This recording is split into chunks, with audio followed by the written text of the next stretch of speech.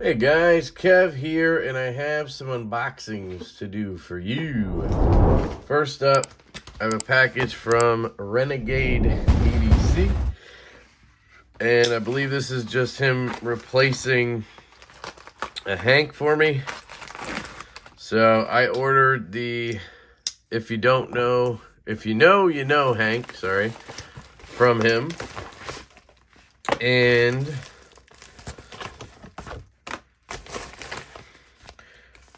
And I got a cool Star Wars Hank instead. He said, sorry for the mix-up and thanks for the support. And it's obviously from Chris over at Renegade Provisions Co. He is an awesome dude. And he actually told me to just keep the Star Wars Hank. So I'm actually kind of glad it happened. I would have sent it back, but let's put this over here. I've been putting my sticker here because it kind of helps with the exposure. I've been having issues with that, and it's been keeping it level. So I'm just doing that. I might swap it for a smaller one, though. So here's the Hank. And this is dope, guys. His boxes are awesome, too, for a Hank. Now, they're like 25 bucks, so, you know, but you get cool stuff with it. And so, you know, to each their own how you want to go about your purchasing. But, yeah, so this is a shirt I actually bought last spring or so, I think. Nick from Niche Designs started this shirt, and it just has a bunch of knife steels, and it's kind of like, if you know, you know, right? You're wearing the shirt, people don't know what the hell it is. But if a knife guy sees it, he's going to know exactly what it is. So anyway, he's done a couple runs of that. I bought a couple of them. And now he did a run of Hanks. I don't know if these are still available, but you can go check out Renegade Provisions Co. I'll link the website down below. He had this one, and then Niche Designs also had one that says, if it don't bite you, it ain't yours, or something like that. It's not yours till it bites you. There's a million, not a million, but there's a bunch of Hanks over there that he has. Star Wars Hanks, Harry Potter Hanks, Bearded Gear has a Hank. I have that one. So definitely check it out. And he uses this Opticians microfiber, which is some really good stuff, guys. I've been using Hanks like crazy lately to clean my glasses. And the only ones I carry right now are Renegade Provisions Co. and Issuing Stitches. Absolutely love both those Hank companies for different reasons. And yeah, so I really like the If You Know, You Don't Know, If You Know, You Know design. I don't know why I can't say that today. If you know, you know. It's real easy, Kev. Anyway, if you know, you know. And I'm going to put that right there, and I'm going to carry that bitch tomorrow. Next up, we have, well, since that was from Renegade, and I talked about Bearded Gear, let's unbox this guy. And then I'll do a separate video for the other package because I kind of do want to split them up. So let's do that. So this right here is actually a knife from Urban EDC Supply. I just don't want to show my address. I'm too lazy to get stickers. Ooh, almost stabbed myself. That was close. That was close, Kev. You idiot. Did I already say the unboxing knife was the Brian Brown Knives Raptor? I just did the full review. Let me just double check. Nothing else in here. Okay. So, this is coming from Jake over at Bearded Gear, who's one of my best buddies. And he actually got to review this. And I also am an affiliate over at Urban EDC Supply. So they just had him send me it when I asked about it. So, but yeah, the Brian Brown Knives Raptor. I mean, by now, I've just rambled about this enough, but this is just such an amazing knife. I really, really implore you to try to get one if you can. But if you don't want to pay the $500 and $600 asking prices, I totally get it. I got mine for $400 secondary, thanks to a nice person. Shout out to Impulsive Knife Nut on Instagram.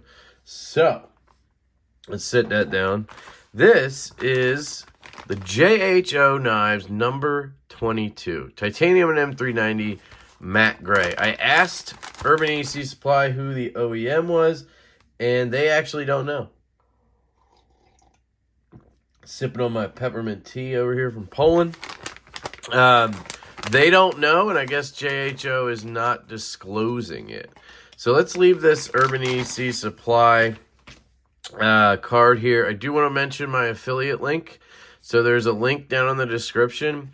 If you follow that link and buy anything, it supports the channel. So if you're going to go over there and get stuff anyway, you might as well use that link, and it'll help me out.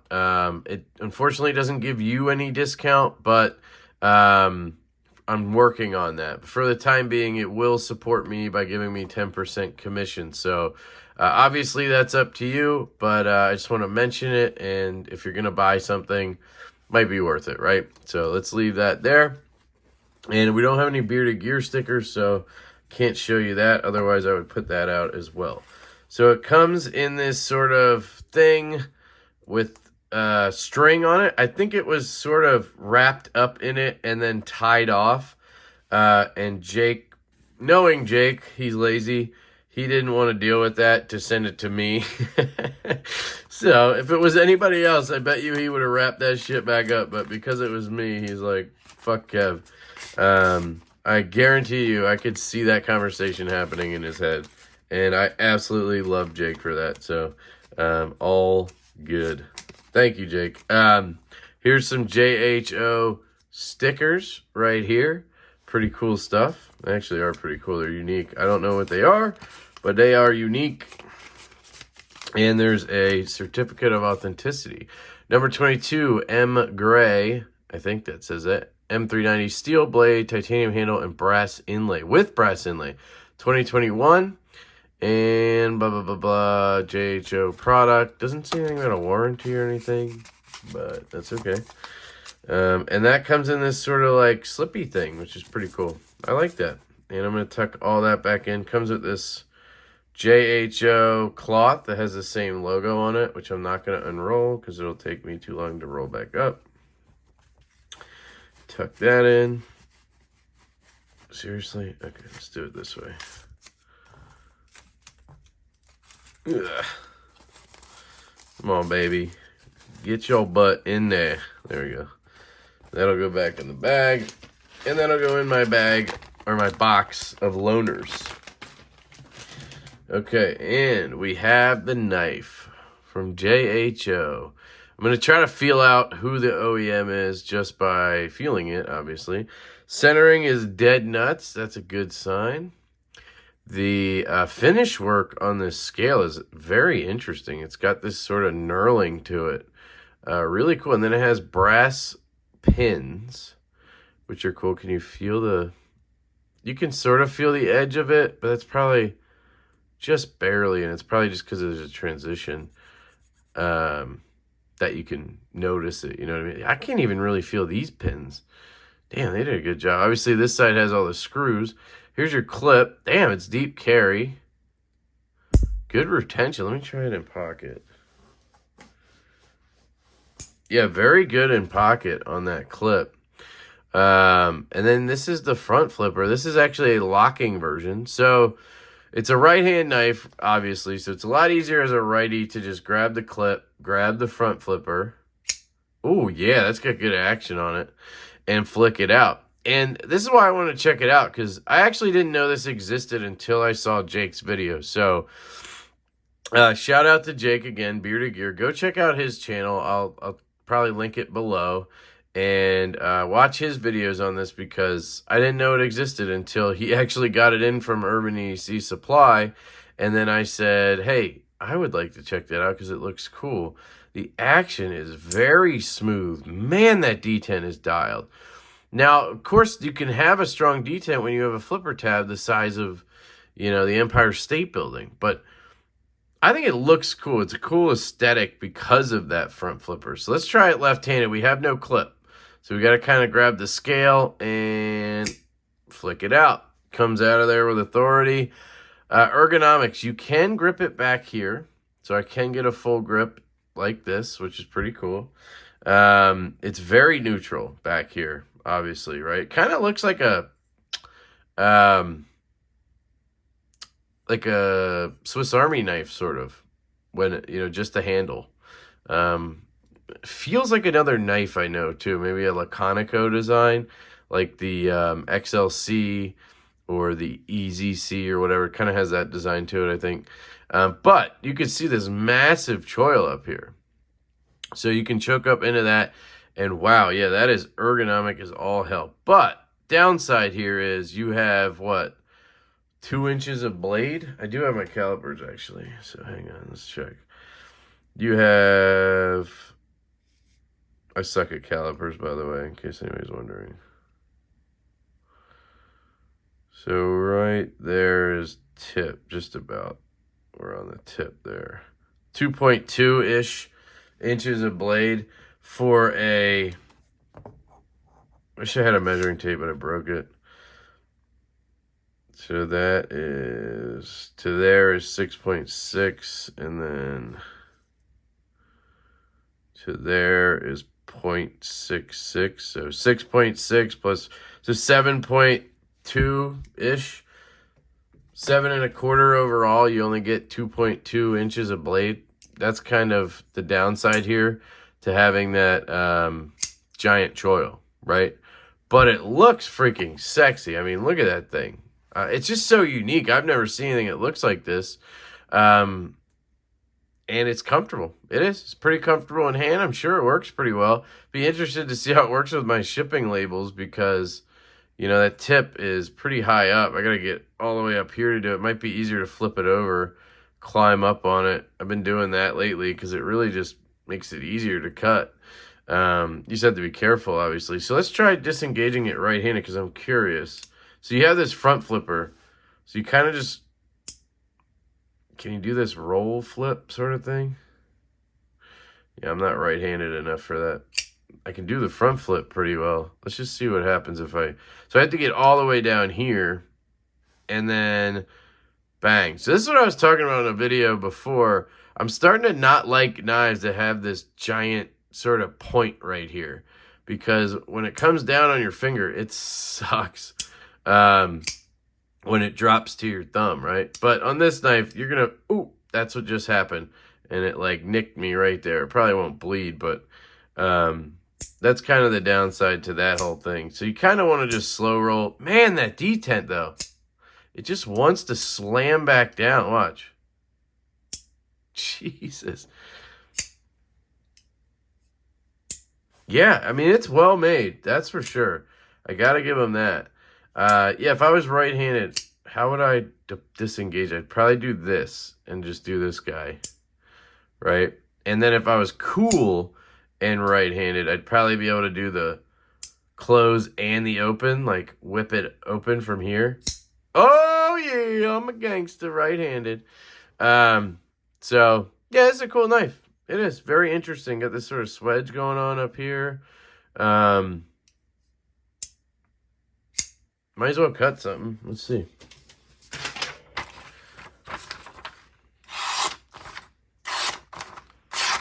Good edge. Good edge. For sure. Let's see if we can do the label test. Put it on top of a box and cut a label out, right? So I would be standing probably to make it easier, but I would probably hold the knife just like this, thumb on, or index finger on top for some control. Pinch down here. It would just be awkward to climb all the way up, so I would do this. Then I have to reach all the way up to get that tip to the paper, because if I don't get that tip down, I'm cutting with belly, and I'm not cutting through the paper. So I have to get up to the tip and then cut through. And even then, I barely got through the paper. So if I do the flip over trick, do it like this, bang, I'm cutting right through. Okay, no I'm not. This tip is not very good, I guess.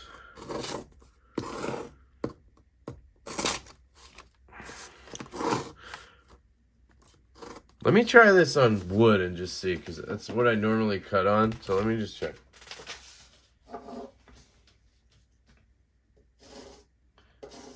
Yeah, it's still doing it. So that tip is atrocious. This would be a terrible knife for my tasks. I don't know why it's terrible. Let's zoom in on it. let's take a close-up at it then, since we're doing basically first impressions and everything right now. Here's the knurling and the pins, and there's your standoffs, which go through. One goes through the clip there. Very cool clip. I love how they did that. It's deep carry, yet it's milled. Perfect, right? Who doesn't want that? It's got these 4 dots up here. There's some more what? There's the blade, and it is a saber grind. Kind of has vibes from like here up. Kind of looks like a Vox Dapper, sort of. At least on this side it did. I don't know. Knurling again. Here's your lockup. Looks solid. You got a lock bar insert. Do we have a over travel? I'm sure we do. Looks like we have a steel detent ball, which is interesting. We are running on bearings for sure. Yeah, bearings. Here's the spine of the knife. So there's a close-up of that. Now let's see that tip, because I don't know why it's just tearing paper like that.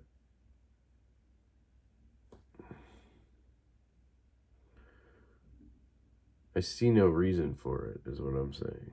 There's a good look at it. Feels like a normal tip to me. I don't know, it kind of feels dull. So, I don't know. Anyway, it doesn't cut extremely well. And disengaging sucks a little bit because of that giant tab. You kind of have to get around it. Or you have to get real low on the flipper tab so that your thumb, or on the lock bar, so that your finger over here isn't catching. I guess you just have to back this finger up, but then it's weird, right?